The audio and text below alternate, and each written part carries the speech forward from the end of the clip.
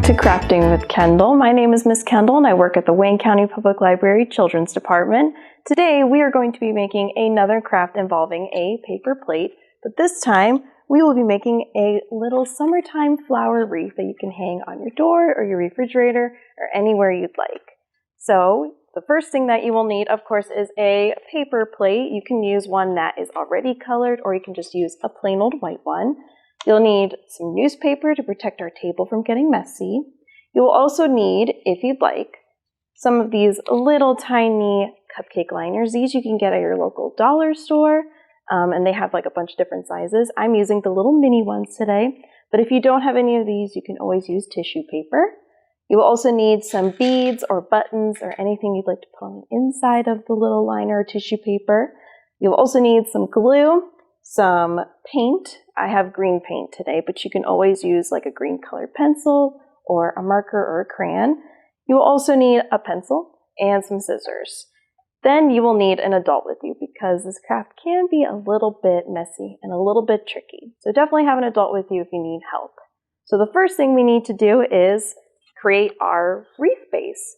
So there's a perfect circle on the inside of my paper plate, and we're going to actually cut that out. So to help us do that, I'm going to take my pencil and I'm going to poke a hole through the middle of that circle. And then I'm going to take my scissors and just cut all along the rim there. So this part can be a little tricky even for me, so if you need help with it, you can always ask an adult to help you. So we're going to cut all along that perfect circle.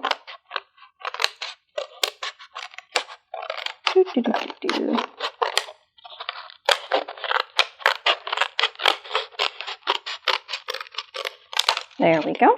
You can recycle that little circle then. Then we need to lay down some newspaper to protect our table from getting messy. And I used green paint for my wreath, and you're going to paint or color the entire wreath green. Again, you don't have to use paint. You can use markers or colored pencils. But once you get it nice and colored, it should look something like this. So now is the fun part, we get to decorate. So I'm using these little tiny cupcake liners today. But again, if you don't have any of them, you can always use tissue paper or even colored paper if you'd like. So I'm going to take a couple of these and use my little craft glue here. And I'm going to first put glue on the bottom circle of the liner and just press it gently to the wreath. And as I press it, I can open out that liner just a little bit to make it wider. I'm going to put a little liner there. Put one right over here. Let's do a third one.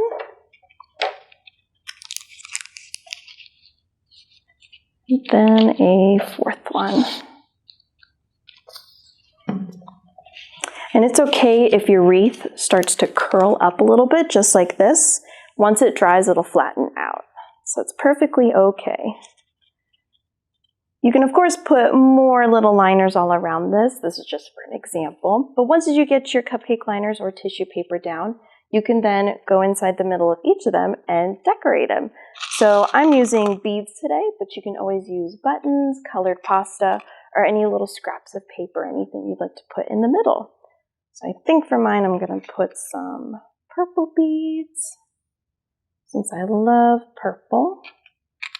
Maybe a little yellow one. Let's do a pretty blue one. And another blue one. And you can fill the middle of your little paper flowers with as many little decorations as you'd like. But once as you get it looking the way you'd like, it should turn something out like this. Once as it dries, you can hang it up anywhere you'd like in your room or on your fridge, or you can give it to a friend as a present. So that is how you make a little summertime wreath out of a paper plate. Thank you so much for crafting with me today, and I will see you next time. Bye!